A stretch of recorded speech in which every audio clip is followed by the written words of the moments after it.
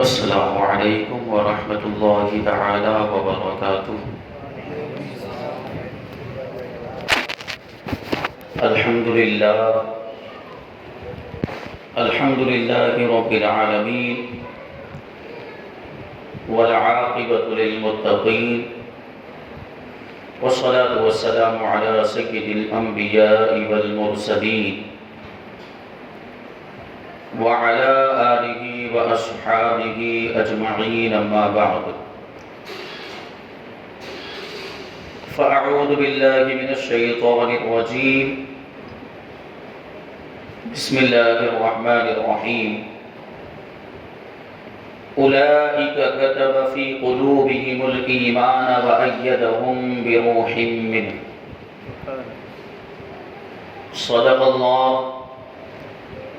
صدق اللہ مولانا العظیم وصدق رسولہ النبی الامین المتین الکریم، ونحن على ذلك لمن الشاكرين والشاكرين والذاكرين والحامدين، والحمد لله رب العالمین۔ آئیے ہم اور آپ سب سے پہلے حضور سرور کائنات، فخر موجودات، باعث تخلیق کائنات، احمد مجتبی محمد مصطفیٰ صلی اللہ علیہ وسلم کی بارگاہ بے کس پناہ میں جھوم جھوم کر درود و سلام کا نذرانہ عقیدت پیش کریں اور پڑھیں، اللہم صلی علی سیدنا و مولانا محمد معدن الجود والکرم وآلہ الکرام وابنہ الکریم وبارک وسلم صلاة و سلاما علیک یا رسول اللہ صلی اللہ تعالی علیہ وسلم۔ عزیزان ملت اسلامیہ، ہم اور آپ یہاں پر امام اہل سنت اعلی حضرت عظیم المرتبت امام عشق و محبت امام احمد رضا خان فاضل بریلوی علیہ رحمت و رضوان کی بارگاہ میں خراج عقیدت پیش کرنے کے لیے جمع ہوئے ہیں۔ اللہ تبارک و تعالی ہماری اس محفل کو اپنی بارگاہ میں قبول فرمائے اور اسے آخرت میں ہمارے لیے ذریعہ نجات بنائے۔ اعلیٰ حضرت رضی اللہ تعالیٰ عنہ کی تعلیمات پر ہم سب کو عمل کرنے کی توفیق عطا فرمائے۔ اعلیٰ حضرت رضی اللہ تعالیٰ عنہ کو اللہ تبارک و تعالیٰ نے دین کا مجدد بنایا۔ یہ بہت بڑی شان ہے، بہت بڑی فضیلت کہ اللہ تبارک و تعالیٰ نے ایسے عظیم منصب کے لیے کسی کا انتخاب کیا تو ہمارے امام کا انتخاب کیا۔ یہ کتنا بڑا منصب ہے، آپ اندازہ لگائے۔ حدیث پاک میں اللہ کے رسول صلی اللہ علیہ وسلم نے ارشاد فرمایا، ان اللہ یبعث لهذه الامة على رأس كل 100 سنة من يجدد لها دینها۔ بے شک اللہ تبارک و تعالی اس امت کے لیے ہر 100 سال کے اختتام پر ایک ایسے شخص کو بھیجتا ہے جو اس امت کے دین کی تجدید کرتا ہے، دین کو تازہ کر دیا کرتا ہے۔ مجدد وہ ہوتا ہے جو لوگوں کو بھولے ہوئے احکام شرعیہ یاد دلاتا ہے، مردہ سنتوں کو زندہ کر دیا کرتا ہے، اور فقہ و کلام کے معرکۃ الآراء، الجھے ہوئے مسائل کی گتھیوں کو سلجھا دیا کرتا ہے، اور اپنی عالمانہ شان و شوکت کے ذریعے سے اعلاء کلمت الحق فرما کر باطل کو اور اہل باطل کی جھوٹی شان و شوکت کو ختم کر دیا کرتا ہے۔ یہ مجدد ہوتا ہے۔ یعنی مجدد کی ضرورت اس وقت پیش آتی ہے جب دنیا کے اندر طرح طرح کے فتنے جنم لینے لگتے ہیں۔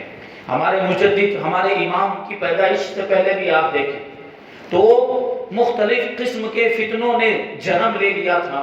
نبی پاک صلی اللہ علیہ وسلم کی شان میں طرح طرح کی گستاخیاں کی جا رہی تھی۔ کہیں حضور پاک صلی اللہ علیہ وسلم کو اپنے جیسا بشر کہا جا رہا تھا، کہیں حضور کے علم غیب کا انکار کیا جا رہا تھا، کہیں حضور کے تصرفات اور اختیارات کا انکار کیا جا رہا تھا، کہیں معاذ اللہ حضور اقدس صلی اللہ علیہ وسلم کے علم سے زیادہ بڑھ کر شیطان کے علم کو بتایا جا رہا تھا۔ بلکہ حد تو یہ ہو گئی کہ اللہ تبارک و تعالیٰ کے لیے بھی امکان کذب کو ثابت کیا جا رہا تھا، یعنی معاذ اللہ خدا بھی جھوٹ بول سکتا ہے، یہ باتیں ان کی کتابوں میں لکھی گئی۔ یہ فتنے بہت زیادہ پھیل رہے تھے، تو جب دین کو نقصان ہوتا ہے، جب سنتیں جو ہے کہ مردہ ہو جاتی ہیں، سنتوں پر لوگ عمل کرنا ترک کر دیتے ہیں اور معاملات جو ہے حد سے تجاوز کر جاتے ہیں، تب اللہ تبارک و تعالیٰ ایک ایسے شخص کو بھیجتا ہے جو ان سارے فتنوں کا مقابلہ کرتا ہے اور ساری گستاخیوں کا منہ توڑ اور دندہ شکن جواب دیا کرتا ہے۔ آن حضرت رضی اللہ تعالیٰ عنہ نے بھی دنیا میں تشریف لانے کے بعد جو اس وقت فتنے پھیلے ہوئے تھے، سب کا جواب دیا۔ اعلیٰ حضرت رضی اللہ تعالیٰ عنہ نے اپنے قلم کے ذریعے کتابیں لکھی، رسائل لکھے، اور ان کے ذریعے سے جو جو اعتراضات ہو رہے تھے، اللہ کے رسول صلی اللہ علیہ وسلم کی شان میں گستاخیاں ہو رہی، آپ کے فضائل کو کم کرنے کی کوششیں کی جا رہی تھی، آپ کی شان کو گھٹانے کی کوشش کی جا رہی تھی، اعلیٰ حضرت رضی اللہ تعالیٰ عنہ نے ان سب کو قرآن و حدیث کی روشنی میں حضور کے مقام و مرتبے کو واضح فرمایا ہے، اور ساری چیزیں جو اعتراضات کیے جاتے تھے، اعلیٰ حضرت رضی اللہ تعالیٰ عنہ نے سب کا منہ توڑ جواب ارشاد فرمایا۔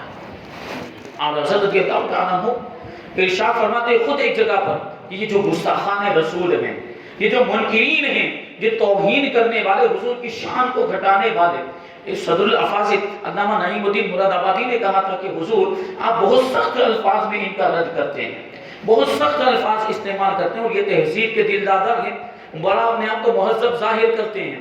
آپ کی کتابیں یہ پڑھتے ہی نہیں، اگر پڑھتے بھی ہیں تو دو چار لائن پڑھنے کے بعد رکھ دیتے ہیں، کیونکہ آپ کی کتابوں میں بہت سخت الفاظ ہوتے ہیں، شدت کے ساتھ ان کا رد کیا جاتا ہے۔ تو اگر آپ تھوڑی نرمی اختیار کریں، نرم لہجے میں اگر ان کا رد کرتے ہیں، تو ہو سکتا ہے کہ یہ کتابیں پڑھتے اور ان کو ہدایت مل جاتی۔ اعلیٰ حضرت رضی اللہ تعالیٰ عنہ نے جواب میں ارشاد فرمایا کہ یہ تو میں سخت الفاظ استعمال کرتا ہوں، اگر میرے ہاتھ میں تلوار ہوتی اور منکروں کی گردنیں ہوتی تو قسم خدا کی میں اس تلوار سے ان کی گردنیں اڑا دیتا، لیکن تلوار سے کام لینا میرے اختیار میں نہیں، اللہ تبارک و تعالیٰ نے مجھے قلم عطا فرمایا ہے، تو قلم کے ذریعے سے میں ان کا جواب دیتا ہوں۔ یہ ہمارے امام کی شان، پوری زندگی ناموں سے رسالت پر پہرا کیا۔ اور حضرت رضی اللہ تعالیٰ نے پوری زندگی گستاخوں کا جواب دیا، جو بھی نبی پاک صلی اللہ علیہ وسلم کی بارگاہ میں کبھی جو ہے کہ یہ شام میں آپ کی گستاخی کی گئی کہ حضور اقدس صلی اللہ علیہ وسلم افضل المرسلین نہیں ہیں، نبیوں کے سردار نہیں ہیں، تو حضرت رضی اللہ تعالیٰ عنہ اس وقت جو ہے کہ لکھتے ہیں اور پورا رسالہ تیار کر دیا، اور لکھتے ہیں رسالے کا نام رکھا گیا تجلی الیقین بان نبی جنا سید المرسلین، کہ اس میں اعلیٰ حضرت رضی اللہ تعالیٰ عنہ حضور کے تعلق سے یہ بات ثابت کر دی کہ نبی کریم صلی اللہ علیہ وسلم پوری امت کے بھی سردار ہیں، انبیاء کرام کے بھی سردار ہیں، اور رسولان اکرام کے بھی سردار ہیں۔ پھر جب حملے ہوئے اور پھر اعتراضات کیے گئے کہ معاذ اللہ نبی پاک صلی اللہ علیہ وسلم کو دافع البلا نہیں کہہ سکتے، اور درود تاج پر اعتراض کیا، تو درود تاج کے اندر یہ حضور کی صفات آئی، دافع البلاء والوباء والقحط والمرض والغم، ہم پڑھتے سنتے ہیں، تو درود پاک کے اندر بلاؤں کو دور کرنے والے، وباؤں کو دور کرنے والے، مرض کو، بیماریوں کو، تکلیفوں کو دور کرنے والے، یہ درود تاج میں حضور کے اوصاف بیان کیے گئے۔ تو اعتراض کیا گیا کہ یہ ساری باتیں، یہ سب یہ صفات تو اللہ تبارک و تعالیٰ کی، بلاؤں کو دور کرنے والا تو اللہ تبارک و تعالیٰ، بیماریوں کو دور کرنے والا اللہ تبارک و تعالیٰ، اس کے علاوہ کوئی دافع البلا نہیں، حضور کو دافع البلا نہیں کہہ سکتے۔ اعلیٰ حضرت رضی اللہ تعالیٰ عنہ نے قلم اٹھایا اور لکھتے ہیں الامن والعلا لناعت المصطفیٰ بدافع البلا، اور اس میں اس رسالے کے اندر اعلیٰ حضرت رضی اللہ تعالیٰ عنہ نے قرآن و حدیث کی روشنی میں یہ بات ثابت کر دی کہ نبی کریم صلی اللہ علیہ وسلم کو دافع البلا کہنا صرف جائز ہی نہیں، بلکہ ہمارے آقا حقیقت میں وباؤں کو، بیماریوں کو اور بلاؤں کو دور کرنے والے بھی ہیں، اللہ تبارک و تعالیٰ نے ان کو یہ اختیار عطا فرمایا۔ یہ شان کو جب جو ہے اعتراضات ہوئے، بہت سارے رسائل اعلیٰ حضرت رضی اللہ تعالیٰ عنہ نے لکھے، حضور کی شان کو واضح کیا۔ اعلیٰ حضرت رضی اللہ تعالیٰ عنہ نے حضور کے سائے کے تعلق سے کہ حضور کا سایہ نہیں، جب یہ اعتراض بھی ہوا کہ حضور کا سایہ، اللہ تبارک و تعالیٰ نے حضور کو بے مثل اور بے مثال پیدا کیا، بالکل لاجواب پیدا کیا۔ اللہ تبارک و تعالیٰ نے حضور کے جیسا دوسرا کسی کو بنایا ہی نہیں، بلکہ حضور کے جیسا دوسرا کوئی ہونا، کوئی انسان حضور کے جیسا ہو، یہ ناممکن اور محال ہے، یہ ہو ہی نہیں سکتا۔ اللہ تبارک و تعالیٰ نے تو یہ بھی گوارا نہیں کیا کہ حضور کا سایہ بھی حضور کے مثل ہو، کہ سایہ انسان کے جیسا ہوتا ہے، ہم دیکھتے ہیں سایہ انسان کے مثل، جیسی کاٹھی ہوتی ہے ویسا سایہ ہوتا ہے، تو اللہ تبارک و تعالیٰ نے یہ بھی گوارا نہیں فرمایا کہ میرے محبوب کا سایہ بھی ہو۔ حضور اقدس صلی اللہ علیہ وسلم کا سایہ نہیں تھا۔ جب یہ اعتراضات ہوئے تو 3 رسالے اعلیٰ حضرت رضی اللہ تعالیٰ عنہ نے حضور کی شان میں لکھے اور اس میں یہ بات ثابت کی کہ نبی کریم صلی اللہ علیہ وسلم کا سایہ نہیں تھا. پہلا رسالہ نفی الفیء عمن استنار بنورہ کل شیء. دوسرا رسالہ قمر التمام فی نفی الفیء عن سید الانام. تیسرا رسالہ ہدی الحیران فی نفی الفیء عن سید الاقوام. یہ 3 رسالے لکھے اور ان 3 رسائل کے اندر اعلیٰ حضرت رضی اللہ تعالیٰ عنہ نے قرآن و حدیث، اقوال صحابہ، ائمہ دین کے اقوال اور فقہاء اعظام کے اقوال کی روشنی میں یہ بات ثابت کی ہے کہ نبی پاک صلی اللہ علیہ وسلم کا سایہ تھا ہی نہیں. اعلیٰ حضرت رضی اللہ تعالیٰ عنہ نے پھر جب دیکھا کہ حضور صلی اللہ علیہ وسلم کے نور ہونے پر اعتراضات کیے جا رہے ہیں تو ایک پورا رسالہ جواب جو ہے کہ 1-2 لائن کا نہیں دیا جاتا، 1-2 صفحات 1-2 پیج میں جواب نہیں دیتے بلکہ سینکڑوں صفحات میں، کیونکہ بات کسی اور معاملے کی نہیں، نبی پاک کے شان کی بات ہے تو پھر 1-2 لائن میں جواب نہیں دیا جاتا، 1-2 صفحات میں جواب نہیں دیا جاتا. عشق تو اس بات کا تقاضا کرتا ہے کہ علم کے دریا بہا دیے جائیں.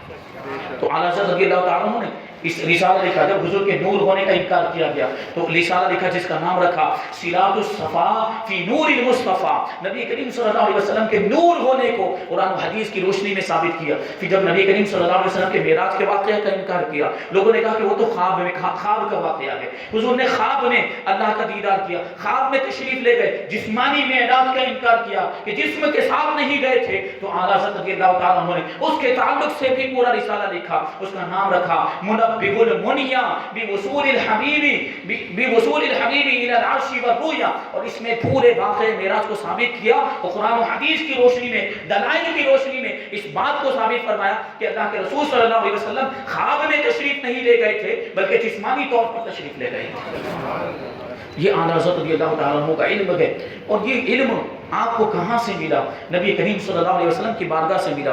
اعلیٰ حضرت رضی اللہ تعالیٰ عنہ نے 21 علوم اپنے والد ماجد سے سیکھے تھے، اپنے والد ماجد سے حاصل کیے. لیکن بیان کیا جاتا ہے کہ اعلیٰ حضرت رضی اللہ تعالیٰ عنہ کو 55 سے زیادہ علوم میں مہارت حاصل.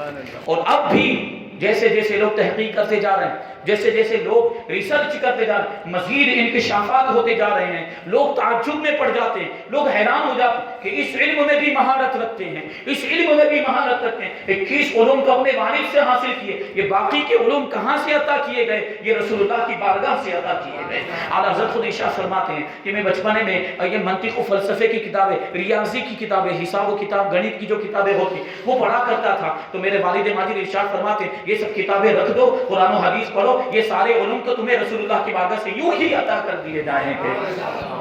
اور یہی معاملہ ہوا. کیسے کیسے؟ صرف قرآن و حدیث نہیں، باقی کے علوم، دنیاوی علوم کے اندر بھی اعلیٰ حضرت رضی اللہ تعالیٰ عنہ کو کیسی مہارت حاصل. علم ریاضی، حساب کا جو علم ہوتا ہے، گنت اور جیومیٹری میں بھی اعلیٰ حضرت رضی اللہ تعالیٰ عنہ کامل مہارت رکھتے تھے.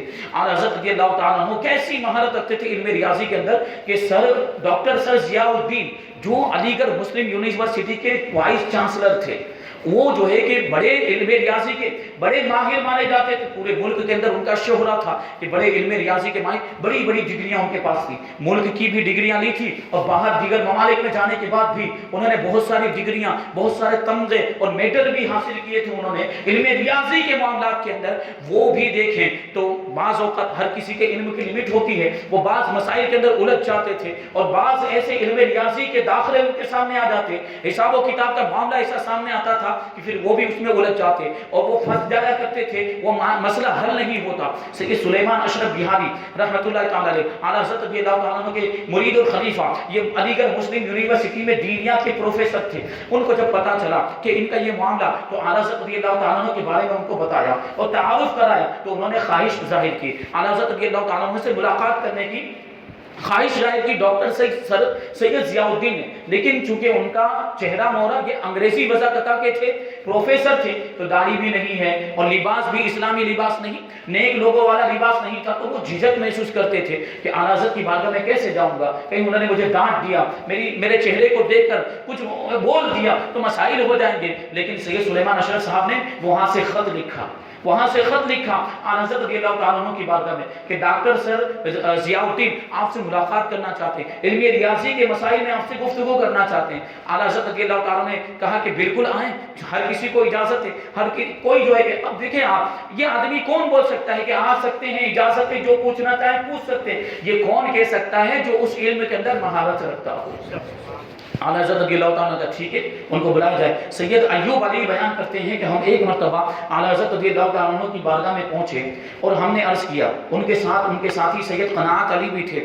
ہم کہتے ہیں کہ ہم دونوں پہنچے اعلیٰ حضرت رضی اللہ تعالیٰ کی بارگاہ میں اور ہم نے علم ریاضی کے ایک مسئلے کے بارے میں پوچھا کہ قصور اعشاریہ متوالیہ، یہ جو علم ریاضی کے اندر جو یہ چیزیں ہوتی ہیں، اعشاریہ جو پوائنٹس کے اندر جو پوائنٹ آگے بڑھتے رہتے ہیں، جیسے ہم نے 10 لکھا اس کے بعد پوائنٹ کر کے یہ لکھتے ہیں، اس کو قصور اعشاریہ متوالیہ کہا جاتا ہے۔ اعلیٰ حضرت رضی اللہ تعالیٰ کی بارگاہ میں پہنچے اور عرض کرتے ہیں کہ تیسری قوت تک تو ہم حساب حل کر لیتے ہیں، لیکن تیسری قوت سے زیادہ ہم سے کوئی حساب حل نہیں ہوتا، بلکہ جو انگریزی تعلیم یافتہ ہے، جو یونیورسٹی کے تعلیم یافتہ ہے، جو کالجز کے تعلیم یافتہ ہے، وہ بھی تیسری قوت کے آگے حساب کو حل نہیں کر سکتے، یعنی ان کی یہ لمٹ ہے، اس کے آگے اگر کوئی داخلہ آ جائے، کوئی حساب کا معاملہ آ جائے تو وہ حل نہیں کر سکتے ہیں۔ اعلیٰ حضرت رضی اللہ تعالیٰ نے ارشاد فرمایا الحمدللہ میرے پاس کوئی بھی حساب لے کر آؤ میں اسے حل کر دوں گا۔ اور اعلیٰ حضرت رضی اللہ تعالیٰ نے ان کے سارے سوالات کے جوابات دیے تھے سید ایوب علی اور سید قناعت علی کے، اور ساتھ ہی ساتھ ان کو ایسے اصول اور قواعد بھی، قاعدے بھی سکھا دیے وہ اس کی روشنی میں جو بھی حساب ان کے سامنے آئے وہ حل کر کے لے جائیں اور وہ حل ہو جایا کرے۔ یہ دیکھیں آپ نے صرف حساب حل کر کے نہیں دیا بلکہ اصول بھی بتائے، قوانین بھی بتائے اور قاعدے بھی بتا دیے۔ اب ڈاکٹر سید ضیاء الدین جب اعلیٰ حضرت رضی اللہ عنہ کی بارگاہ میں آئے تو عصر کی نماز کا وقت تھا، عصر کی اذان ہو چکی تھی، نماز کے لیے لوگ جا رہے تھے، اعلیٰ حضرت رضی اللہ تعالیٰ عنہ بھی مسجد میں تشریف لے گئے۔ اب یہ سر ضیاء الدین نے، ڈاکٹر پروفیسر سر ضیاء الدین نے کیا کیا کہ اپنے موضوع پر مسح کیا۔ مسح علی الخفین ایک مسئلہ ہے لیکن وہ چمڑے کے موزے ہوتے ہیں جن پر مسح کیا جاتا ہے، یعنی مطلب یہ ہے کہ پاؤں دھو کر وہ چمڑے کے موزے پہن لیے جائیں تو جو مقیم ہوتا ہے اس کے لیے ایک دن ایک رات کا وقت ہوتا ہے، یعنی 24 گھنٹے کا وقت ہوتا ہے، پھر اسے پاؤں دھونے کی ضرورت نہیں، صرف مسح کر لینا کافی ہوتا ہے۔ لیکن وہ موزے بھی مخصوص قسم کے موزے ہوتے ہیں،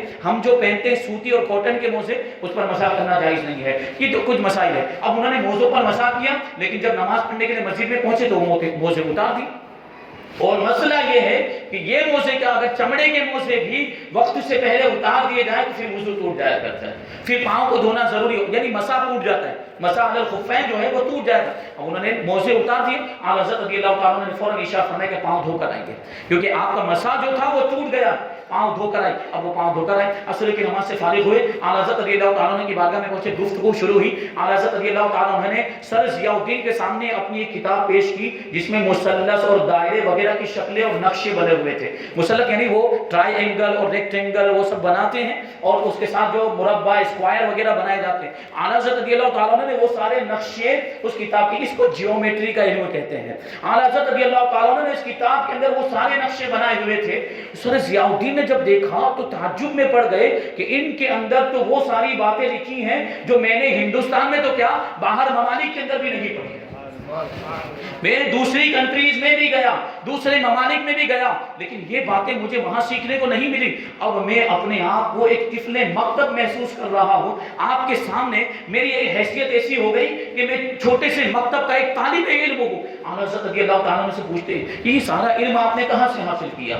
یہ جو علم ریاضی کی اتنی بڑی اتنی ساری مہارت آپ کو کہاں سے حاصل ہوئی؟ اعلیٰ حضرت رضی اللہ تعالیٰ ارشاد فرماتے ہیں کہ میں نے تو اپنے والد ماجد سے صرف 4 قاعدے سیکھے تھے، جمع کا قاعدہ یعنی جوڑنے کا قاعدہ، تفریق کا قاعدہ یعنی مائنس کرنے کا قاعدہ، ملٹیپلائی کرنے کا قاعدہ اور تقسیم کرنے کا قاعدہ۔ یہ قاعدے، یہ 4 قاعدے میں نے سیکھے تھے، کیونکہ علم میراث کے اندر وراثت کے جو مسائل ہوتے ہیں اس میں حساب و کتاب کی ضرورت پڑتی ہے، وراثت کے کس کو کتنا حصہ ملے گا اس میں حساب کی ضرورت پڑتی، اس لیے میں نے یہ 4 قاعدے سیکھے تھے، لیکن باقی کا جو سارا علم ہے یہ مجھے رسول اللہ کی بارگاہ سے ملا۔ یہ سر ضیاء الدین، ان کا یہ ایک واقعہ۔ پھر دوسرا واقعہ کچھ الگ انداز میں بیان کیا گیا کہ اسی طریقے سے ایک مرتبہ سر ضیاء الدین وائس چانسلر علی گڑھ مسلم یونیورسٹی کے ایک ریاضی کے مسئلے میں اسی طریقے سے پھنس گئے، وہ مسئلہ حل ہی نہیں ہو رہا۔ آپ نے سوچا کہ جرمنی جا کر اس مسئلے کو حل کریں گے، وہاں پہنچیں گے تو سید سلیمان اشرف بہاری رحمۃ اللہ تعالیٰ نے فرمایا کہ جرمنی جانے کی کیا ضرورت ہے، بریلی شریف چلے جائیں۔ بریلی شریف میں اعلیٰ حضرت رضی اللہ تعالیٰ عنہ کی بارگاہ میں حاضر ہو جائیں، آپ کا مسئلہ حل ہو جائے گا۔ سر ضیاء الدین کہتے ہیں کہ وہ مولانا ہیں، وہ کیسے میرے مسئلے کو حل کر سکتے ہیں؟ یہ تو علم ریاضی کا مسئلہ ہے، گنیت کا مسئلہ ہے، وہ جیومیٹری وغیرہ کے مسائل وہ کیسے حل کر سکتے ہیں؟ تو سید سلیمان اشرف صاحب نے پھر دوبارہ کہا کہ ٹھیک ہے جا کر دیکھیے تو صحیح۔ ان کو حیران و پریشان دیکھا کہ مسئلہ حل ہی نہیں ہو رہا، لیکن وہ کہہ رہے ہیں کہ آپ کو کچھ عقل ہے کہ نہیں؟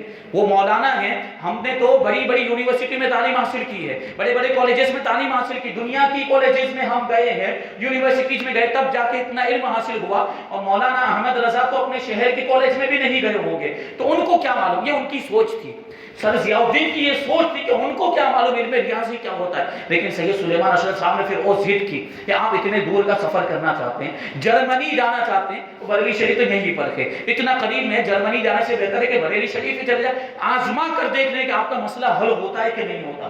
اب بہرحال وہ تیار ہو گئے کسی طریقے سے، تو سید سلیمان اشرف صاحب ان کو لے کر چلے، پہلے ماریرہ شریف پہنچے، ماریرہ شریف میں آپ کے پیرزادے سید مہدی حسن رحمۃ اللہ تعالی سے ملاقات ہوئی، اور ان کو بھی ساتھ میں لے کر یہ تینوں افراد، سید سلیمان اشرف صاحب، سید مہدی حسن صاحب اور ڈاکٹر سر ضیاء الدین صاحب، یہ تینوں حضرات بریلی شریف پہنچے۔ اعلیٰ حضرت رضی اللہ تعالیٰ عنہ بیمار تھے، بستر عدالت پر لیٹے ہوئے تھے، پتا چلا کہ سید مہدی حسن صاحب بھی آئے ہیں اور سید سلیمان اشرف صاحب بھی آئے ہیں، تو چونکہ یہ دونوں سادات کرام تھے، اس لیے اعلیٰ حضرت رضی اللہ تعالیٰ عنہ نے ان کے شایان شان ان کی تعظیم کی، بیمار ہونے کے باوجود بھی۔ اب آپ غور کریں، جب آدمی بیمار ہوتا ہے تو دماغ کام نہیں کرتا ہے، بیماری کی کمزوری کی وجہ سے، اور دماغ وہ اس وقت آدمی الجھا ہوا رہتا ہے، آدمی کا دماغ۔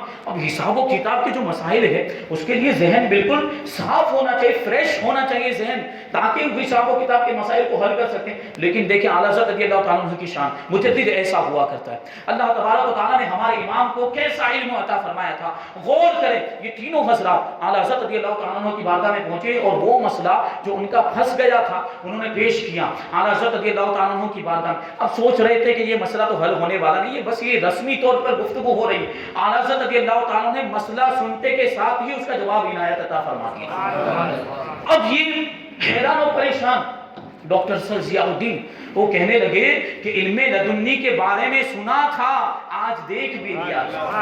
علم لدنی یعنی وہ علم جو اللہ کی بارگاہ سے عطا کیا جاتا ہے، علم لدنی کے بارے میں ہم نے سنا تھا، آج دیکھ بھی لیا۔ یہ مولانا صاحب جنہوں نے کبھی کسی کالج کا منہ نہیں دیکھا، کبھی کسی یونیورسٹی میں نہیں گئے، لیکن علم ریاضی کا وہ مسئلہ اتنی ساری ڈگریاں ہونے کے باوجود میں حل نہیں کر سکا، اعلیٰ حضرت نے چٹکیوں میں حل کر دیا۔ اور ارشاد فرماتے ہیں ایسا محسوس ہوتا تھا کہ میرے آنے سے پہلے وہ اسی مسئلے کو کتاب میں ڈھونڈ رہے تھے، جیسے ہی میں نے پوچھا اور وہ جواب دے دیا۔ حالانکہ اعلیٰ حضرت کوئی کتاب نہیں پڑھ رہے تھے، تو بیمار تھے، بستر پر لیٹے ہوئے تھے، نہیں اس سے پہلے اس مسئلے میں بہت زیادہ کوئی مطالعہ کیا تھا۔ اعلیٰ حضرت رضی اللہ تعالیٰ عنہ کو یہ علم لدنی عطا ہوا تھا، اللہ کی بارگاہ سے عطا ہوا تھا، رسول اللہ کی بارگاہ سے عطا ہوا تھا۔ یہ شان ہے ہمارے اعلیٰ حضرت کی، ہمارے امام کی، ایسا مقام و مرتبہ۔ یہ دنیاوی علوم کے اندر ایک مرتبہ کیا ہوا، 18 اکتوبر 1919 میں پٹنہ سے ایک اخبار نکلتا تھا جس کا نام تھا ایکسپریس، اس میں ایک خبر شائع ہوئی، تو امریکہ کا ایک پروفیسر تھا جس کا نام تھا البرٹ پورٹا،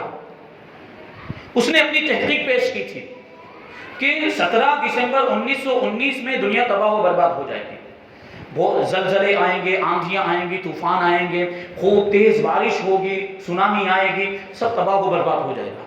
اس نے یہ آگاہی کی پیشن گوئی پریڈکشن کی۔ اب اس نے اس کی وجہ یہ بتائی تھی کہ 17 دسمبر کو 3 سیارے، 3 پلانٹ، عطارد، مریخ، مشتری، زہرہ وغیرہ، جو نظام شمسی جو سولر سسٹم ہے اس کے اندر جو سیارے، جو پلانٹ ہیں جو پڑے ہوئے ہیں، وہ سمجھ رہے ہوں گے میری بات کو، تو وہ جو سیارے ہیں، وہ سیارے 6 سیاروں کے نام اس نے لکھے۔ پروفیسر البرٹ پورٹا نے یہ لکھا اس کے اندر کہ وہ 6 سیارے ایک سیدھ میں آ جائیں گے اور سورج کے مقابل میں ایک سیدھ میں سے بھالے کی طرح بن جائیں گے، اور پھر ان کی روشنی اتنی تیز ہو جائے گی کہ وہ روشنی جو ریڈیشن ہوگی، جو سخت اس کی جو کرن ہوگی، وہ بڑی تیزی کے ساتھ بھالے کی طرح سورج کے اندر سوراخ کر دے گی۔ سورج کے مقابل میں یہ 6 سیارے آ جائیں گے اور پھر ان کی روشنی کی وجہ سے سورج میں ایک کالا دھبا پڑ جائے گا. اب اس کی وجہ سے موسم کے اندر بہت زیادہ تبدیلی ہوگی اور اسی کی بنیاد پر یہ زلزلے بھی آئیں گے, بھوکمپ آئیں گے, بارشیں ہوں گی اور پھر کیا سونامی آئے گا اور یہ سب جو ہے کہ دنیا تباہ و برباد ہو جائے گی. اس نے یہ پیشن گوئی کی تھی اور پوری دنیا کے اندر ہلچل مچ گئی. ہندوستان کے اندر جب اخبار کے اندر یہ بات شائع ہوئی تو یہاں کے لوگ بھی افراتفری کے شکار ہو گئے. سب جو ہے کہ حیران و پریشان کہ اب کیا ہوگا. 17 دسمبر کو دنیا تباہ و برباد ہو جائے گی. اب مسجدیں بھی بھر گئی, مندر بھی بھر گئے, غیر مسلم مندروں میں جو ہے کہ جا کر پوجا پاٹ کرنے لگ گئے اور مسلمان مسجدوں کو آباد کرتے. ایسے جو آپ دیکھیں کہ ایسے عبادت نہیں کرتے, لیکن جب مصیبت آتی ہے تو پھر عبادت کرنے کی سمجھ میں آتی ہے. تو سارے لوگ مسجدوں میں چلے گئے اور مسجدوں میں عبادت, یہ سب معاملات. اس وقت ملک العلماء علامہ ظفر الدین بہاری اعلیٰ حضرت رضی اللہ تعالیٰ عنہ کے مرید و خلیفہ, آپ نے اس کی ضرورت محسوس کی کہ یہ بات اعلیٰ حضرت سے پوچھنی چاہیے, اس کے بارے میں اعلیٰ حضرت سے سوال کرنا چاہیے. انہوں نے سوال لکھ کر بھیجا. اب آپ غور کریں کہ یہ علم ہے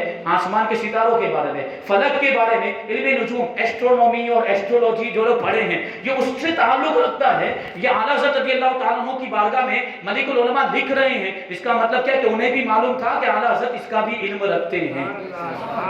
اعلیٰ حضرت علم نجوم بھی رکھتے ہیں اور علم فلکیات کے بھی بڑے ماہر ہیں, ایسٹرونومی کے بھی ماہر ہیں اور ایسٹرولوجی کے بھی ماہر. اعلیٰ حضرت رضی اللہ تعالیٰ کی بارگاہ میں سوال بھیجا. اعلیٰ حضرت رضی اللہ تعالیٰ نے البرٹ پورٹا کے جواب میں پورا رسالہ ترتیب دیا جس کا نام رکھا ہے معین مبین بحر دور شمس و سکون زمین. اور اس میں اعلیٰ حضرت رضی اللہ تعالیٰ نے اس کا رد کیا. پہلے تو قرآن و حدیث کی روشنی میں اس کا رد کیا, اس کا جو نظریہ تھا اس کا رد کیا. اب قرآن و حدیث کو تو مسلمان مانتے, وہ تو مسلمان تھا ہی نہیں. تو اعلیٰ حضرت رضی اللہ تعالیٰ عنہ نے خاص اس کے لیے سائنس کے قواعد اور قوانین کی روشنی ہی میں اس کا رد فرمایا. خود وہی قوانین جو سائنس دانوں نے وضع کیے تھے, انہی قوانین کی روشنی میں اعلیٰ حضرت رضی اللہ تعالیٰ عنہ نے البرٹ کا رد فرمایا اور اس کا رد کیا. اعلیٰ حضرت رضی اللہ تعالیٰ نے جو اس نے حساب کیا تھا کہ یہ 17 دسمبر کو فلاں ستارہ یہاں پر ہوگا, فلاں یہاں پر ہوگا, فلاں یہاں پر ہوگا, وہ اس نے لکھا. اعلیٰ حضرت نے کہا کہ یہ اس کا پورا حساب و کتاب غلط ہے, پورا حساب و کتاب غلط ہے. پھر اعلیٰ حضرت رضی اللہ تعالیٰ عنہ نے اپنا حساب پیش کیا اور ارشاد فرمایا سارے جو ستارے تھے, اعلیٰ حضرت رضی اللہ تعالیٰ نے پہلے تو سب کی شکل و صورت بتائی کہ یہ ستارہ یہ اس شکل کا ہے, یہ ستارہ اتنا بڑا ہے. پھر ارشاد فرمایا کہ 17 دسمبر کو یہ ستارہ یہاں پر ہوگا, اس منزل میں ہوگا, اس برج کے اندر ہوگا, فلاں ستارہ یہاں پر ہوگا, فلاں ستارہ یہاں پر ہوگا. یہ پوری تحقیق اعلیٰ حضرت رضی اللہ تعالیٰ نے اس کے اندر پیش کی اور پھر آخر میں ارشاد فرماتے ہیں کہ 17 دسمبر کو طوفان اور آندھی تو کیا کوئی بھی تیز ہوا بھی نہیں چلے گی. جس طرح دوسرے دن گزرتے ہیں ویسے ہی معمول کے مطابق 17 دسمبر کا دن بھی گزر جائے گا. اور صرف وہ 17 دسمبر نہیں, آج تک سینکڑوں 17 دسمبر گزر گئے, آج تک وہ دن آیا ہی نہیں اور جو اس نے پیشن گوئی کی تھی اس کے مطابق ہوا ہی نہیں. اب یہ دونوں نظریے ٹکرائے تھے. اعلیٰ حضرت رضی اللہ تعالیٰ نے البرٹ پورٹا کے خلاف, جو بہت بڑا پروفیسر, آج بھی ہم دیکھتے ہیں کہ مرغوبیت کا عالم ہے کہ ہم سائنسدانوں کی بات کو زیادہ ترجیح دیتے. سائنٹسٹ نے کہہ دیا نا تو ایسا ہو کر ہی رہے گا, ایسی باتیں ہوتی. مشینری کے مطابق کوئی بات کہہ دی جاتی ہے تو ہم اس پر یقین کرتے ہیں اور اس کے مقابلے میں اگر کوئی مولانا گئے اگرچہ قرآن و حدیث کی روشنی میں کہتا اس کی بات نہیں مانی جاتی. اعلیٰ حضرت رضی اللہ تعالیٰ نے اپنا نظریہ پیش کر دیا اور معاملات یہی تھے. اس کی بات پر تو لوگ بھروسہ کر رہے کہ ایک سائنٹسٹ نے کہا ہے, اس نے اپنے تجربات کی روشنی میں کہا, ایکسپریمنٹ کیا ہے, ایکسپیرینس اسے حاصل ہے, اس کی روشنی میں اس نے یہ باتیں کہی ہے, وہی ہوگا جو اس نے کہا. اعلیٰ حضرت رضی اللہ تعالیٰ عنہ کے قول پر تو صرف وہی لوگ یقین کر رہے تھے جو مسلمان تھے, اعلیٰ حضرت کے ماننے والے تھے, وہی لوگ یقین کر رہے تھے. لیکن جب 17 دسمبر کا دن آیا تو لوگوں نے دیکھا کہ وہی ہوا جو اعلیٰ حضرت رضی اللہ تعالیٰ عنہ نے فرمایا تھا. یہ شان ہے. دیکھیے سائنس کا علم اعلیٰ حضرت رضی اللہ تعالیٰ عنہ کو اللہ تبارک و تعالیٰ نے اس علم میں بھی مہارت, علم فلکیات, وہ ایسٹرولوجی نے کیا, یہ سارے علم اللہ تبارک و تعالیٰ نے یہ علوم بھی اعلیٰ حضرت رضی اللہ تعالیٰ عنہ کو عطا فرمائے تھے. آپ کو تعجب ہوگا کہ یہ جو موبائل کی ایجاد, اس کی بنیاد اعلیٰ حضرت رضی اللہ تعالیٰ عنہ کی تحقیق اور آپ کی ریسرچ پر ہے. سوچے ہوں گے کہ موبائل کیسے. اعلیٰ حضرت رضی اللہ تعالیٰ عنہ نے بہت سالوں پہلے, سینکڑوں سالوں پہلے ہی فرما دیا تھا کہ آواز فنا نہیں ہوتی, آواز ختم نہیں ہوتی, فضا میں باقی رہتی. اعلیٰ حضرت رضی اللہ تعالیٰ نے رسالہ لکھا الکشف شافیہ فی حکم فون و جرافیہ. گرامو فون کے بارے میں اعلیٰ حضرت رضی اللہ تعالیٰ عنہ سے سوال ہوا تھا کہ گرامو فون میں ریکارڈنگ ہوتی ہے, اس میں اگر قرآن کی تلاوت ریکارڈ کر لی جائے تو اس پر دوبارہ جب اس کو سنایا جائے تو کیا سجدہ تلاوت کرنا پڑے گا, وغیرہ وغیرہ باتیں اعلیٰ حضرت رضی اللہ تعالیٰ عنہ سے پوچھی گئی. آپ چاہتے تو حکم بیان کر دیں سجدہ تلاوت کرنا پڑے گا کہ نہیں کرنا پڑے گا, بلکہ اعلیٰ حضرت رضی اللہ تعالیٰ عنہ نے گرامو فون کا پورا فارمولہ اس کے اندر بیان فرمایا. ग्रामो फोन का कि कैसे वो काम करता है, कैसे उसमें रिकॉर्डिंग होती है, दोबारा आवाज उसमें से कैसे निकलती है। ये पहली मर्तबा ग्रामोफोन ईजाद हुआ था। अब तो रिकॉर्डिंग करने की बहुत सारे जरिए जो है कि अब ईजाद हो चुके हैं। उस जमाने में रिकॉर्ड करने का वो एक जरिया होता है ग्रामोफोन, आप समझ रहे हैं ना, जिसमें एक बहुत बड़ा भूंगला होता था और बड़ी प्लेट उसमें घूमती रहती थी, उस पर एक तार को रख दिया जाता था तो उस भूंगले में से आवाज निकलती थी, वो ग्रामोफोन। उसके बारे में आला हज़रत रज़ियल्लाहु तआला अन्हु से सवाल किया गया। उसी रिसाले के अंदर आला हज़रत रज़ियल्लाहु तआला अन्हु ने इस बात को साबित किया था कि आवाज फना नहीं होती, आवाज खत्म नहीं होती, बल्कि फजा में बाकी रहती है। यानी अगर उसको कैच करने का कोई आला बना लिया जाए, कोई मशीन ऐसी बना ली जाए, कोई डिवाइस ऐसा बना लिया जाए जो उसको कैच करके दोबारा सुनाए, तो वह आवाज को दोबारा सुना भी जा सकता है। ये तहकीक आला हज़रत ने की थी। और देखिए, हम और आप आला हज़रत को पढ़ते नहीं, हकीकत में तो हमें पढ़ना चाहिए था। हमें आला हज़रत रज़ियल्लाहु तआला अन्हु की किताबों से ये इल्म हासिल करना चाहिए था, लेकिन गैरों ने पढ़ा। आला हज़रत रज़ियल्लाहु तआला अन्हु चूंकि अपने दौर के ज़माने के बड़े बड़े साइंसदानों का मुकाबला किया था, उनके नज़रियात का रद्द किया था, इसलिए बड़े बड़े साइंसदानों की नज़र आला हज़रत पर रहती थी, आपकी किताबों पर रहती। वो आज भी आला हज़रत की किताबों का मुताला करते हैं, हमें आपको पता नहीं चलता। इंग्लिश में तर्जमे होते हैं, फिर आला हज़रत की किताबों को पढ़ा जाता है और उस पर तहकीक की जाती है, उस पर रिसर्च होता है, तब जाके वो नतीजों पर पहुंचते। और ये जो तरह तरह की इजादात और ये टेक्नोलॉजी ने जो तरक्की की है, उसमें कहीं ना कहीं आला हज़रत रज़ियल्लाहु तआला अन्हु की तसनीफात का भी रोल है और किरदार है। तो यही वो तहकीक थी जिस पर रिसर्च करते लोग इस नतीजे पर पहुंचे और मोबाइल जैसा डिवाइस उन्होंने तैयार किया। अब यहाँ से हम फोन लगाते हैं, आप गौर करें तो फोन में से आवाज निकलती है, फिर वो टावर जो होता है उसको कैच करता है वो नेटवर्क, फिर दूसरे नेटवर्क तक वो आवाज पहुंचाता है। फिर वहां जिस जगह पर हमने फोन लगाया होता है, जिस नंबर पर फोन लगाया होता है, वो जिस इलाके में होता है, उस इलाके का टावर उस मोबाइल तक आवाज को पहुंचाता है। आला हज़रत रज़ियल्लाहु तआला ने यही तो फरमाया था कि आवाज फना नहीं होती। अगर कोई मशीन बना ली जाए जो आवाज को एक जगह से दूसरी जगह पहुंचाए तो फिर आवाज को दोबारा भी सुना जा सकता है। ये मोबाइल आला हज़रत रज़ियल्लाहु तआला अन्हु की देन है, यूं समझे, लेकिन उसका कितना गलत इस्तेमाल हो रहा है। आला हज़रत रज़ियल्लाहु तआला ने तहक़ीक़ फरमाया हमें उसका सही इस्तेमाल करना चाहिए। ज़रूरत की चीज़ अब तो ज़रूरियात में शामिल हो गई, उसका सही इस्तेमाल होना चाहिए, गलत इस्तेमाल नहीं होना चाहिए। आला हज़रत रज़ियल्लाहु तआला ने फिर देखे कैसी कैसी तहक़ीक़ात की। ये जो शक्कर जो है ना, चीनी खांड जिसको हम कहते हैं, ये शक्कर के जो आज सफ़ेद सफ़ेद दाने हम देख रहे हैं, ये भी आला हज़रत की देन है। अब आप सोच रहे हो कैसे? आला हज़रत की देन है। आला हज़रत रज़ियल्लाहु तआला अन्हु के ज़माने में ये शुगर फैक्ट्री ये पहले नहीं हुआ करती थी, और पुराने ज़माने में आप जाए तो ये शक्कर का नामो निशानी नहीं था। या तो लोग शहद इस्तेमाल करते थे या गुड़ इस्तेमाल करते थे। मिठास के लिए ये दो चीज़ें इस्तेमाल की जाती थी, लेकिन ये जो चीनी है जो दानों की शक्ल में होती है, ये नहीं हुआ करती। जब बाहर अमेरिका वगैरह में ये बनने लगी तो फिर वहाँ से इंपोर्ट होती थी। कैलिफोर्निया से ये चीनी जो है वो इंपोर्ट होती थी अंग्रेज़ों के ज़माने में। अब वो इतनी महंगी होती थी कि बड़े बड़े लोग और मालदार लोग ही उसका इस्तेमाल कर सकते थे, गरीब लोगों के बस की बात नहीं थी कि वो चीनी को इस्तेमाल करें। लेकिन फिर अंग्रेज़ों ने इस बात की ज़रूरत को महसूस किया कि कैलिफोर्निया से हम लोग इंपोर्ट करते हैं, तो क्यों ना हम हिंदुस्तान के अंदर ही फैक्ट्री डाल दें, चीनी मिल कोई डाल दें और यहीं पर उसका मैन्युफैक्चरिंग शुरू कर दें हम, और उसकी पैदावार कर दें यहाँ पर, ताकि दूसरे लोगों के लिए भी वो चीनी का इस्तेमाल आसान हो जाए। तो चुनांचे जौनपुर के एक इलाके में जो यूपी के अंदर है, जौनपुर एक जिला, वहाँ पर अंग्रेज़ों ने सबसे पहली शुगर फैक्ट्री डाली, चीनी की फैक्ट्री, सबसे पहली फैक्ट्री जौनपुर के अंदर डाली गई आला हज़रत रज़ियल्लाहु तआला अन्हु के दौर में, आग के ज़माने में। अब उसके बारे में अब आज भी वो चीज़ होती है, उसके उस ज़माने में उसके बारे में मशहूर हो गया, और ये था भी, ये हकीकत भी थी कि वो चीनी के जब दाने तैयार होते हैं तो उसकी पॉलिशिंग के लिए, उसको साफ करने के लिए हड्डियों का पाउडर इस्तेमाल किया जाता है। हड्डियों का पाउडर इस्तेमाल, जब ये बात मशहूर हुई तो मुसलमान भी परेशान और गैर मुस्लिम भी परेशान। मुसलमान इस वजह से परेशान था कि कहीं कोई हराम जानवर की हड्डियाँ तो इस्तेमाल नहीं की जाती, क्योंकि वो खाना जायज़ नहीं है हराम जानवर। और गैर मुस्लिम इसलिए परेशान था कि कहीं हमारी माता की हड्डियां तो इस्तेमाल नहीं की जाती। ठीक है, अब दोनों ने, यानी मुसलमानों ने भी चीनी खाना छोड़ दिया और गैर मुस्लिमों ने भी चीनी खाना छोड़ दिया। अब ये सवाल आला हज़रत रज़ियल्लाहु तआला अन्हु की बारगाह में आया कि ये जो शक्कर है, जो चीनी है, जो इस तरह तैयार हो रही है और इसकी पॉलिशिंग जो होती है हड्डियों के पाउडर से होती है, इसका खाना जायज़ है कि जायज़ नहीं? अब आला हज़रत रज़ियल्लाहु तआला अन्हु ऐसे ही किसी बात का जवाब नहीं दे देते थे। आला हज़रत ने इरशाद फरमाया कि पहले हम तहक़ीक़ करेंगे, पहले हम फैक्ट्री का जायज़ा लेंगे, उसके बाद मसला और उसका हुक्म बयान करेंगे। आला हज़रत रज़ियल्लाहु तआला अन्हु ने जौनपुर जाने का इरादा फरमाया। पहले अपने खादिम को भेजा कि जाकर मालूम معلوم کرو کہ ہمارے مولانا صاحب یہ فیکٹری کا جائزہ لینے کے لیے، اس میل کا جائزہ لینے کے لیے آنا چاہتے ہیں، اجازت ہے؟ تو آپ کے خادم پہنچے اور اس فیکٹری کا جو مینیجر تھا وہ انگریز تھا جس کا نام فلپس تھا، اس سے آ کر اجازت مانگی تو وہ پوچھتا ہے مینیجر کہ کون ہے، کس کے بارے میں آپ کہہ رہے ہیں، ان کا نام کیا ہے؟ تو انہوں نے کہا کہ ان کا نام احمد رضا ہے۔ تو وہ جو انگریز جو مینیجر تھا وہ کہتا ہے میں تو ان کو جانتا ہوں، میں ان کو جانتا ہوں۔ تو ان کو تعجب ہوا، اعلیٰ حضرت کے جو خادم تھے ان کو تعجب ہوا، کیسے آپ جانتے ہیں؟ وہ تو بریلی شریف کے رہنے والے، آج جون پور میں رہتے ہیں، کیسے معلوم ہوا آپ کو ان کے بارے میں؟ تو اس نے کہا جو انگریز مینیجر تھا اس نے وہی حوالہ پیش کیا کہ پروفیسر البرٹ پورٹا نے جو تحقیق پیش کی تھی، پھر اعلیٰ حضرت نے اس کے نظریے کا رد کیا تھا جو 17 دسمبر کے بارے میں، بولے اسی وقت سے میں اعلیٰ حضرت کو جانتا ہوں کہ اعلیٰ حضرت رضی اللہ تعالیٰ عنہ نے جیسا فرمایا تھا ویسا ہی ہوا، اور اسی وقت سے میں آپ کا معتقد ہو گیا ہوں اور ان کی محبت میرے دل میں بس گئی ہے۔ بالکل ان کو اجازت ہے، وہ آ سکتے ہیں۔ اب اعلیٰ حضرت رضی اللہ تعالیٰ عنہ فیکٹری میں پہنچے، فیکٹری کا پورا جائزہ لیا، ساری چیزوں کی معلومات حاصل کی، کیسے بنائی جاتی، کیسے اس کی مینوفیکچرنگ ہوتی ہے، اور سارے پرزے اور مشینری سب کچھ دیکھا۔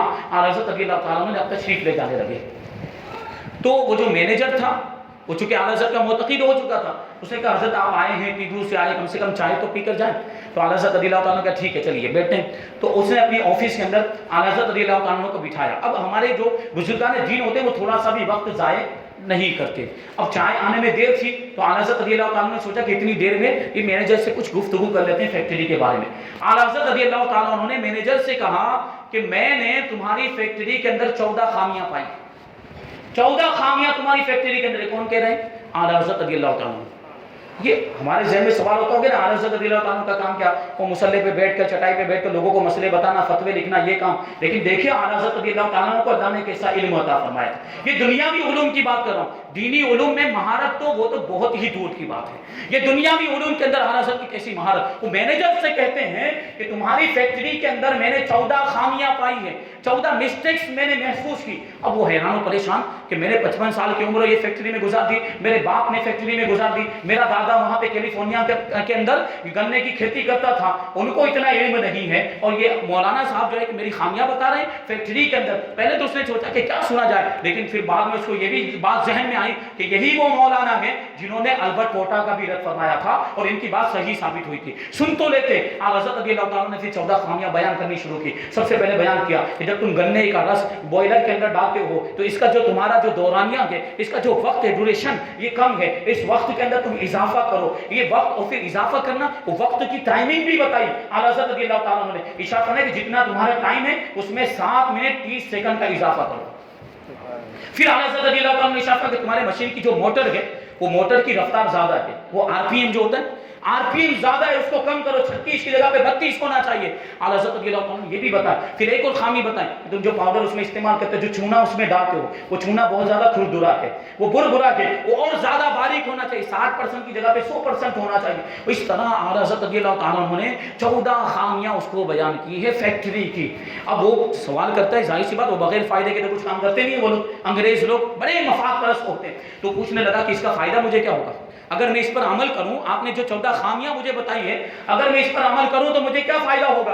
اعلیٰ حضرت رضی اللہ تعالیٰ نے ارشاد فرمایا سب سے پہلے تو تمہاری لاگت کم ہو جائے گی، تمہاری لاگت کم ہو جانے کی وجہ سے تمہیں نفع ملے گا، تمہیں فائدہ ہوگا کہ لاگت کم لگی ہو، نفع زیادہ ہوگا۔ دوسری بات یہ ہے کہ تم جو پھر اس طریقے سے تیار کرو گے تو تمہارے جو دانے ہیں وہ دانے ابھی جو ہے کالے ہو جاتے ہیں، ابھی تمہارے جو شکر کے چینی کے جو دانے ہیں یہ براؤن ہو جا رہے ہیں، کالے ہو جا رہے ہیں۔ جب میرے اس طریقے پہ تم عمل کرو گے تو یہ دانے بالکل سفید رہیں گے، برف کی طرح سفید ہوں گے۔ پھر اعلیٰ حضرت رضی اللہ تعالیٰ نے ارشاد فرمایا کہ یہ پھر کرو گے اور میں نے تمہاری شکر کو چکھا تو زیادہ جل جانے کی وجہ سے اس میں جو ہے کہ مٹھاس کم ہو گئی۔ جب میرے اس طریقے پر عمل کرو گے تو اس میں مٹھاس زیادہ ہوگی، لوگ زیادہ متوجہ ہوں گے اور تمہاری شکر کو لوگ زیادہ خریدیں گے، تو اس میں اور زیادہ تمہارا فائدہ ہوگا۔ اس طریقے سے اعلیٰ حضرت رضی اللہ تعالیٰ نے اس کے سارے فوائد بیان کیے۔ پھر آپ تشریف لے گئے۔ اب اس نے سوچا کہ کیا پھر اس پر عمل کرنا، لیکن بہرحال اس نے اعلیٰ حضرت رضی اللہ تعالیٰ کے چہرے میں ایک چمک دیکھی تھی، اور ہم اپنی زبان میں کہہ رہے ہیں اس نے اعلیٰ حضرت کے چہرے پر نور دیکھا تھا، اور اس کو یہ یقین ہو گیا، اس کے دل نے گواہی دی تھی کہ جس کا چہرہ اتنا نورانی ہو وہ جھوٹ بول ہی نہیں سکتا۔ اور اس نے سوچا کہ پوری فیکٹری کے اندر تو میں اس طریقے کو اپنا نہیں سکتا ہوں۔ اس نے الگ سے ایک بیس بنایا، چھوٹا سا کچھ تھوڑا ایک جو سمجھے آپ کے کوئی برتن لیا ہوگا، اور اس میں پہلے سوچا کہ اعلیٰ حضرت کے فارمولے کو اپناتے ہیں، اور اس کے مطابق تیار کر کے دیکھتے ہیں کہ نتیجہ نکلتا ہے کہ نہیں. تو اعلیٰ حضرت رضی اللہ تعالیٰ عنہ کی بتائی ہوئی ہدایات اور رہنمائی کے مطابق اس نے وہ بیس تیار کیا اور وہ ساری باتوں پر عمل کیا جو اعلیٰ حضرت رضی اللہ تعالیٰ نے فرمائی تھی. تو وہی نتیجہ نکلا جو اعلیٰ حضرت نے ارشاد فرمایا. آج جو یہ دانے سفید ہیں یہ اعلیٰ حضرت کی دین ہے, یہ شان ہے. اب آپ غور کریں کہ یہ جو علوم تھے, جو دنیاوی علوم, یہ دنیا کے علم ہے, یہ سائنس کا علم, ریاضی کا علم, حساب کا علم. اب جب سوچیں یہ مجدد کا ٹاپک نہیں ہوتا, یہ سارے علوم جو ہوتے ہیں یہ مجدد کا سبجیکٹ نہیں ہوتا, مجدد کا سبجیکٹ تو قرآن و حدیث ہوتا ہے. جب ان علوم کے اندر جو مجدد کا سبجیکٹ نہیں ہے اس میں ایسی مہارت تھی اعلیٰ حضرت کی, تو جو سبجیکٹ ہے قرآن و حدیث اس میں کیسی مہارت ہوگی. وہ علم اعلیٰ حضرت رضی اللہ تعالیٰ عنہ کو کیسا اللہ تبارک و تعالیٰ نے عطا فرمایا, وہ یہ ہے ہمارے امام کی شان. اللہ تبارک و تعالیٰ نے ایسا امام ہمیں عطا فرمایا. ہم بڑے خوش نصیب ہیں کہ امام احمد رضا کے ماننے والے. چاہیے ضرورت اس بات کی ہے کہ ہم اعلیٰ حضرت کو پڑھیں, صرف نام کے نعرے نہ لگائیں, اعلیٰ حضرت کے نام کے نعرے نہ لگائیں. یقیناً اعلیٰ حضرت کے دامن سے ہم کو وابستہ رہنا ہے, لیکن وابستگی کا ایک تقاضا یہ بھی ہے کہ ہم ان کا مطالعہ کریں, ان کی کتابوں کو پڑھیں, اور اس کے لیے ضروری ہے کہ ہم اپنے بچوں کو مدرسوں میں بھیجیں. آج معاملہ یہ ہو گیا کہ بچوں کو مدرسوں میں نہیں بھیجا جا رہا ہے اور دنیاوی تعلیم کے اندر خوب زیادہ توجہ دی جا رہی. اب آپ دیکھیں کہ یہ اللہ والے ہوتے ہیں کہ دنیا کے علوم ان کی ذات کا طواف کرتے ہوئے نظر آتے ہیں. اگر ہم اعلیٰ حضرت کے دامن سے وابستہ ہو گئے نا تو پھر دنیا کے علوم بھی کوئی چیز نہیں ہے. اللہ تبارک و تعالیٰ وہ ویسے ہی عطا فرما دے گا. تو ہمیں دیکھیے ہم بھی تو مدرسے کے پڑھے ہوئے, لیکن ابھی دیکھیے یہ تحقیقات کو اس طریقے سے واضح کیا ہے, اس کے لیے بھی تو تھوڑی بہت جانکاری ہونی چاہیے نا. تو یہ بھی اللہ تبارک و تعالیٰ یہ سب ہم کو مدرسے سے ہی ملا ہے. 6.5 اسکول پڑھی ہیں میں نے. کتنے اسکول؟ 6.5 اسکول پڑھی ہے, لیکن الحمدللہ انگلش بھی بول دیتا ہوں. اور یہ ساری چیزیں جانکاری یہ اللہ تبارک و تعالیٰ نے یہ مدرسے کا فیضان ہے, یہ مدرسے سے ہی ملا ہے. اچھی نیتیں ہوں تو اللہ تبارک و تعالیٰ سب کچھ عطا فرما دیتا ہے. اللہ تبارک و تعالیٰ ہم سب کو اعلیٰ حضرت رضی اللہ تعالیٰ عنہ کے نقش قدم پر چلنے کی توفیق عطا فرمائے, ان کے دامن سے وابستہ رہنے کی توفیق عطا فرمائے. مذہب اہل سنت و جماعت مسلک اعلیٰ حضرت پر ہم سب کو قائم و دائم رکھے اور اسی پر ہم سب کا خاتمہ فرمائے. وما علینا الا البلاغ. السلام علیکم.